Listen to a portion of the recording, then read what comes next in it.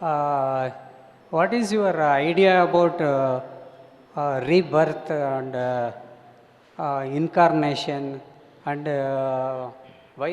What is the cause for a birth and after death? Is this cycle is going on? What is your opinion for that? When is the end for this cycle? ಅದೇ ನಾವು ಅದು end ಮಾಡಿಕೊಳ್ಳೋದಕ್ಕೆ ನಾವು ಎಷ್ಟೊಂದು third ಲೆವೆಲಲ್ಲಿ ಎಲ್ಲ ಕೂಡ ಅದಕ್ಕೆ ತಕ್ಕಂಗೆ ಡೆತ್ ಆ್ಯಂಡ್ ರಿಸರೆಕ್ಷನ್ ಮೆಡಿಟೇಷನ್ ಅಂತೆಲ್ಲ ಹೇಳ್ಕೊಟ್ಟಿದ್ವಿ.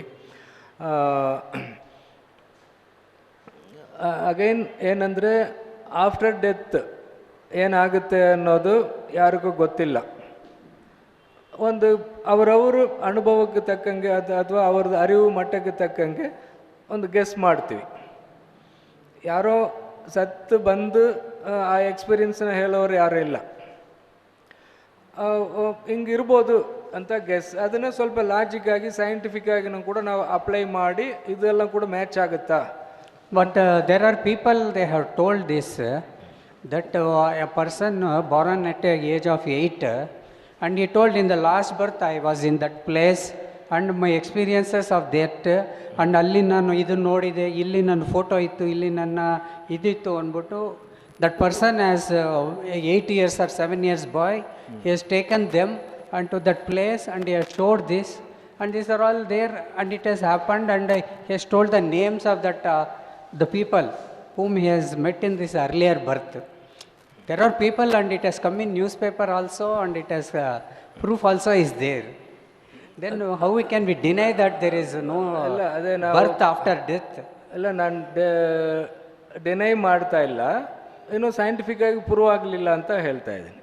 But scientifically they have not got the answer for this. ಅದು 1 or 2 ಎಕ್ಸಾಂಪಲ್ನ ಇಟ್ಕೊಂಡು ಇದು ಮಾಡಲ್ಲ. ಸೈನ್ಸ್ ಅಂದರೆ ಏನಂದರೆ ಒಂದು 100 ಕೇಸ್ ತಗೊಂಡು ಸ್ಟಡಿ ಮಾಡಿ, ಸೊ ಎಲ್ರಿಗೂ ಅದೇ ಥರ ಅವ್ರು ಹೇಳೋದು ಕರೆಕ್ಟಾಗಿದ್ದರೆ ಆವಾಗ ಸೈನ್ಸ್ ಅದನ್ನು ಒಪ್ಕೊಳ್ಳುತ್ತೆ. There are this type of things, so many incidents happened in India as well as in foreign also. Even in UK there are about 40% houses ಅದೇ ಎಲ್ಲ they are called as haunted houses. Even today it is proof is there for that. ಅದೇ ಎಲ್ಲ ಕಡೆನೂ ಇವಾಗ ನಾವು ಬೆಕ್ಕು ಅಡ್ಡ ಬಂದರೆ ನಾವು ಹೆಂಗೆ ಎದುರ್ಕೊಳ್ತೀವೋ ಆ ಥರ ಅಲ್ಲೂ ಕೂಡ ಬೇರೆ ಯಾವುದೋ ಒಂದು ಅಡ್ಡ ಬಂದರೆ ಅವರು ಅಪಸಗುಣ ಅಂತ ಇದು ಮಾಡ್ತಾರೆ. ಸೊ ಆ ಥರ ನಂಬುವವರು ಎಲ್ಲ ಕಡೆನೂ ಇದ್ದಾರೆ. ಅವ್ರು ಫಾರಿನಲ್ಲಿದ್ದರೆ ಅವರೆಲ್ಲ ಬುದ್ಧಿವಂತರು ಅಂತ ಇಲ್ಲ. ಸೊ ಎಲ್ಲ ಕಡೆನೂ ಆ ಥರ ನಂಬಿಕೆ ಇರುತ್ತೆ. ಸೊ ಇದ್ರ ಬಗ್ಗೆ ಆಫ್ಟರ್ ಡೆತ್ ಅಥವಾ ಬಿಫೋರ್ ಬರ್ತ್ ಇದ್ರ ಬಗ್ಗೆ ಎಲ್ಲ ಸುಮಾರು ಕಾನ್ಸೆಪ್ಟ್ಸ್ ಇದ್ದಾವೆ. ಅದು ನಾವು ನಿಜ ಅಂತಲೂ ಹೇಳಲ್ಲ, ಸುಳ್ಳು ಅಂತಲೂ ಹೇಳಲಿಲ್ಲ. ಬಟ್ ಇನ್ ಅಪ್ಕಮಿಂಗ್ ಇಯರ್ಸ್ ಇನ್ನೂ ಅದಕ್ಕೆ ಆಪರ್ಚುನಿಟಿ ಎಲ್ಲ ಜಾಸ್ತಿ ಇದ್ದರೆ ಮೇ ಬಿ ಅದನ್ನು ಪ್ರೂವ್ ಆದರೆ ನಮಗೇನು ಒಪ್ಕೊಳ್ಳೋದ್ರಲ್ಲಿ ತೊಂದರೆ ಏನೂ ಇಲ್ಲ. ಸೊ ಈ ಇನ್ಕರ್ನೇಷನ್ ಅಂತ ನೀವು ತಗೊಂಡ್ರೆ, ಸೊ ಇನ್ಕರ್ನೇಷನ್ ಎಲ್ಲರೂ incarnation of God. Yeah, it is. You are also incarnation, I am also incarnation. From previous birth we all got incarnated. Everybody is incarnation of God. Yeah. So ಯಾರೋ particular ಆಗಿ ಒಬ್ಬರು ಮಾತ್ರ ಅವ್ರು ಮಾತ್ರ ಇನ್ಕರ್ನೇಷನ್ of god ಅಂದರೆ ಮತ್ತೆ ನಾನೇನು I am the incarnation of Satan ಹಂಗಿಲ್ಲ. Everybody is incarnation of God only.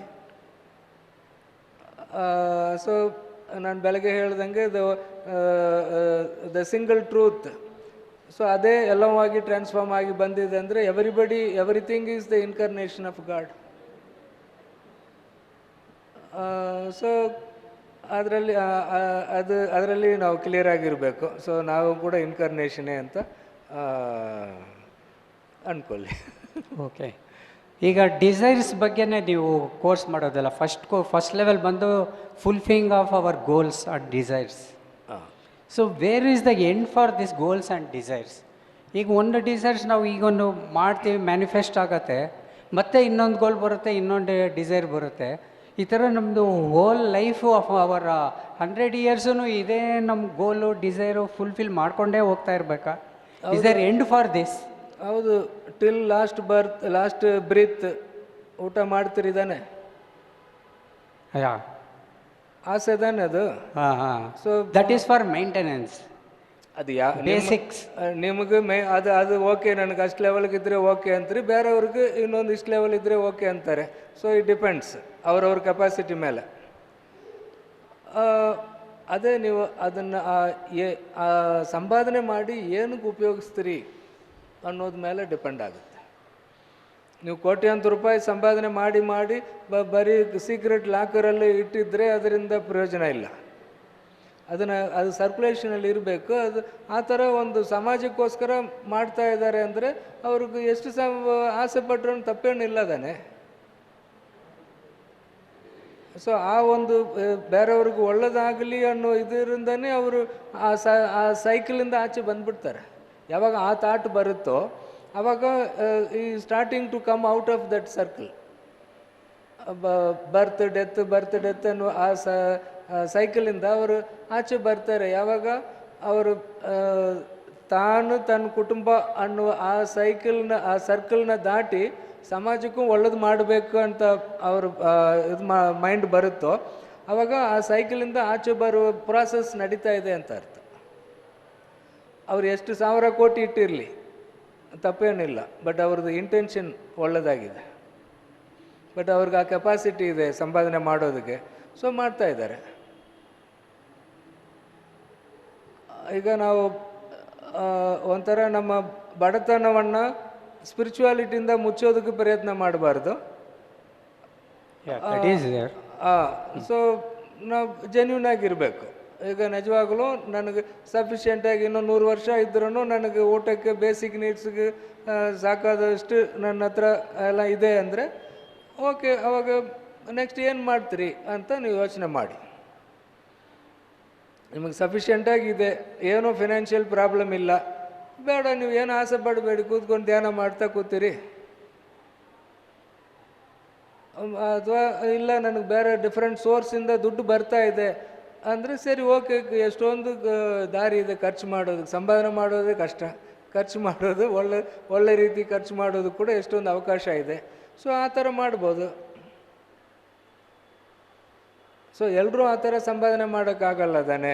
ಅದು ಕೆಪಾಸಿಟಿ ಇರೋರು ಆ ಥರ ಸಂಪಾದನೆ ಮಾಡ್ಬೋದು. ಈಗ ಎಷ್ಟೊಂದು ಸಾಫ್ಟ್ವೇರ್ ಕಂಪನೀಸ್ ಎಲ್ಲ ಇದೆ ಇಲ್ಲಿ ಬೆಂಗಳೂರಲ್ಲಿ ಕೂಡ. ಅವರು ಅದನ್ನು ಸ್ಥಾಪನೆ ಮಾಡಿರೋರೆಲ್ಲ ಸಾಫ್ಟ್ವೇರ್ ಇಂಜಿನಿಯರ್ಸ್. ಅವರು ಎಲ್ಲದೊಂದು ಕೆಲಸಕ್ಕೆ ಹೋಗಿದ್ದರೆ ಅವ್ರಿಗೆ ಒಂದು 5 ಲಕ್ಷ 10 ಲಕ್ಷ ಮಂತ್ಲಿ ಸ್ಯಾಲರಿ ಬರ್ತಾಯಿತ್ತು, ಆರಾಮಾಗಿ ಇರ್ಬೋದಾಯಿತು. ಆದರೆ ಯಾಕೆ ಅವರು ಇಲ್ಲ ನಾನು ಒಂದು ಕಂಪನಿ ಸ್ಟಾರ್ಟ್ ಮಾಡಬೇಕಂತ ಮಾಡಿದ್ದಾರೆ? ಆದ್ದರಿಂದ ಒಂದು 1000 ಜನರಿಗೆ, ಲಕ್ಷಾಂತರ ಜನರಿಗೆ ಕೆಲಸ ಕೊಟ್ಟರೆ ಅಷ್ಟು ಜನರಿಗೆ ಅದು ಉಪಯೋಗ ಆಗುತ್ತೆ. ಆ ಕಾರಣದಿಂದ ಆ ಥರ ಮಾಡಿದ್ದಾರೆ. ಅಷ್ಟೇ ಅವ್ರಿಗೆ ಪೊಟೆನ್ಷಿಯಲ್ ಇತ್ತು, ಆ ನಾಲೆಡ್ಜ್ ಇತ್ತು. ಒಂದು ಕಂಪನಿ ಎಸ್ಟಾಬ್ಲಿಷ್ ಮಾಡೋದಷ್ಟು ನಾಲೆಡ್ಜ್ ಇತ್ತು. ಅವರೆಲ್ಲ ಹೋಗಿ ಸಂಬಳಕ್ಕೆ ಕೆಲಸ ಮಾಡ್ತಾ ಇದ್ದಿದ್ರೆ ಅವ್ರ ಫ್ಯಾಮಿಲಿ ಚೆನ್ನಾಗಿರ್ತಾ ಇತ್ತು. ಮತ್ತು ಈ ಥರ ಲಕ್ಷಾಂತರ ಜನರಿಗೆ ಕೆಲಸ ಸಿಕ್ಕಿರಲ್ಲ. ಆವಾಗ ಆ ಪೊಟೆನ್ಷಿಯಲ್ ಅವ್ರು ಯೂಸ್ ಮಾಡಬೇಕು. ಅವ್ರಿಗೆ ಆ ಟ್ಯಾಲೆಂಟ್ ಇದ್ದು ಅದನ್ನು ಯೂಸ್ ಮಾಡಲಿಲ್ಲ ಅಂದ್ರೂ ತಪ್ಪು. ಆ ಟ್ಯಾಲೆಂಟ್ ಸಮಾಜದಿಂದ ತಾನೇ ಅವ್ರಿಗೆ ಸಿಕ್ಕಿರುತ್ತೆ.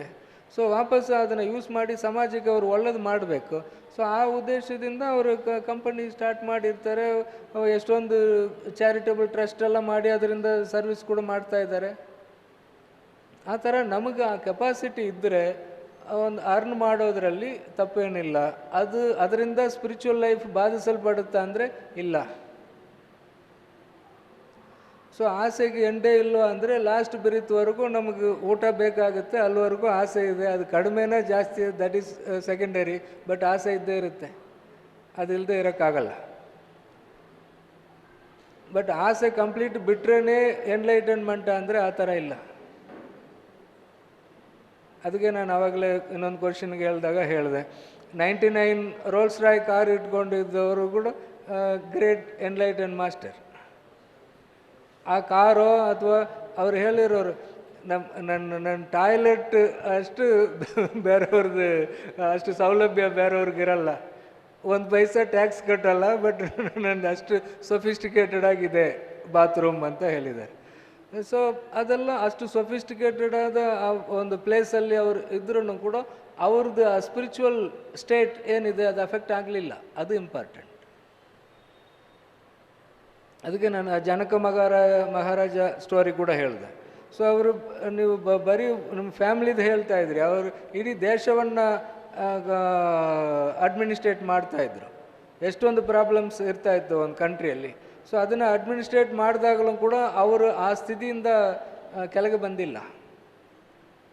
ಆ ಥರ ಇರ್ಬೋದು ಅನ್ನೋದಕ್ಕೆ ಎಕ್ಸಾಂಪಲ್ ಆಗಿಯೇ ಅಂಥದ್ದೆಲ್ಲ ಕೂಡ ಹೇಳಿದ್ದಾರೆ.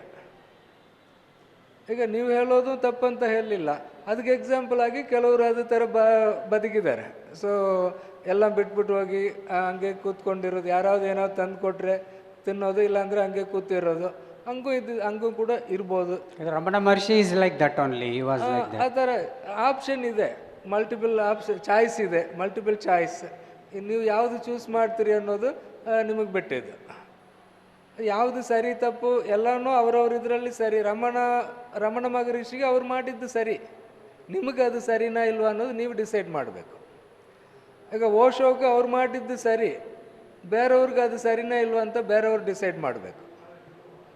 ಸೊ ನಾನು ಬೆಳಗ್ಗೆ ಮಾತಾಡಿದಾಗ ಹೇಳ್ದಂಗೆ everybody is unique in this universe.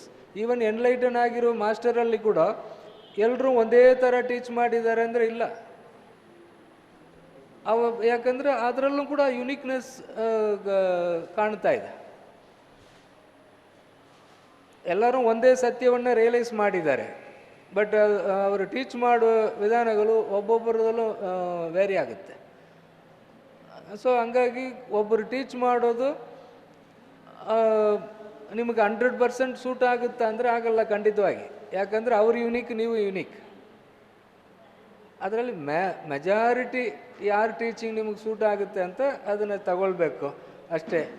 So ಅದು ನೀವು ಯಾರನ್ನ ಮೆಚ್ತೀರಿ ಗುರು ಅಂತ ತಗೊಳ್ತೀರಿ, ಅವ್ರದ್ದು ಕೂಡ 100% ನಿಮಗೆ ಸೂಟ್ ಆಗಲ್ಲ. ಅವರು ಬೇರೆ, ನೀವು ಬೇರೆ.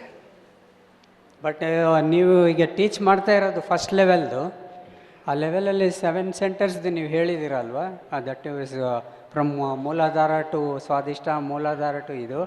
The same thing has been told by one guru in 1320 ಸೆಂಚುರಿನಲ್ಲಿ. ಶ್ರೀಪಾದ ಶ್ರೀವಲ್ಲಭ ಅಂತ ಒಬ್ಬರು ಗುರುಗಳಿದ್ರು. ಅವರು ಈಗ 2001ನಲ್ಲಿ ಅದು ಅವರು ಬಯೋಗ್ರಫಿ ರಿಲೀಸ್ ಆಗಿದೆ.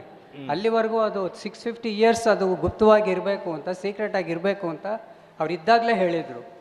ಅವ್ರದ್ದು 33rd ಜನರೇಷನ್ ಬಂದಾಗ ಅದನ್ನು ರಿಲೀಸ್ ಮಾಡಬೇಕು ಅಂದಿದ್ರು. ಈಗ 33rd ಜನರೇಷನ್ ಅವರು ರಿಲೀಸ್ ಮಾಡಿದ್ದಾರೆ ಆ ಪುಸ್ತಕನ. ಆ ಪುಸ್ತಕದಲ್ಲಿ ನೀವೀಗ ಹೇಳಿರೋ ಒಂದು ಟೆಕ್ನಿಕ್ ಅದರಲ್ಲಿ ಹೇಳಿದ್ದಾರೆ. ಈ ಥರ ಮಾಡೋದ್ರಿಂದ ನೀವು ಭಕ್ತಿ ಯೋಗದಲ್ಲಿ ನೀವು ಮಾಡೋದನ್ನು 2000 ವರ್ಷ ಮಾಡೋದನ್ನು ಇದರಲ್ಲಿ ನೀವು ಒಂದು 3 ತಿಂಗಳಲ್ಲೇ ಮಾಡ್ಬೋದು, 3 ವರ್ಷದಲ್ಲೇ ನೀವು ಅಚೀವ್ ಮಾಡ್ಬೋದು ಅಂತ ಹೇಳಿದ್ದಾರೆ. So I am very happy for you teaching that. ನಾವು ವೆನ್ ಐ ರೀಡ್ ದಟ್, ನಾವು 2006ಅಲ್ಲಿ ಅದನ್ನು ಸ್ಟಾರ್ಟೆಡ್ ದಟ್.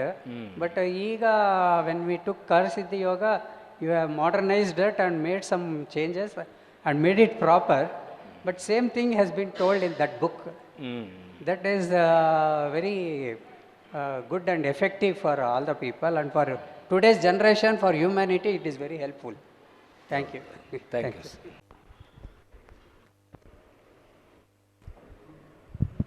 ಯಶಸ್ವಿ ಭವ. ಇಷ್ಟೊತ್ತವರೆಗೂ ಎಷ್ಟು ಚೆನ್ನಾಗಿ ಪ್ರಶ್ನೆಗಳು, ಅದಕ್ಕೆ ಉತ್ತರಗಳು, ಬೇಕಾಗಿರುವ ಟೆಕ್ನಿಕ್ಸು, ಆಲ್ರೆಡಿ ನಡೆದಂಥ ಹಿಸ್ಟ್ರಿ, ಇನ್ನು ಮುಂದೆ ನಡೆಯುವಂಥ ಫ್ಯೂಚರ್, ಈಗ ನಡೀತಾ ಇರುವಂಥ ವಿಷಯಗಳು, ಈ ಥರ ಬಹಳಷ್ಟು ವಿಷಯಗಳನ್ನು ಮನೋರಂಜನೆಯಾಗಿಯೂ ಸ್ವಲ್ಪ ಸೀರಿಯಸ್ ಆಗಿಯೂ ಕೂಡ ನಡೆದಿದೆ. ಎಲ್ಲರಿಗೂ ಇಷ್ಟ ಆಗಿದೆ ಅಂತ ಅನಿಸುತ್ತೆ. ಈಗ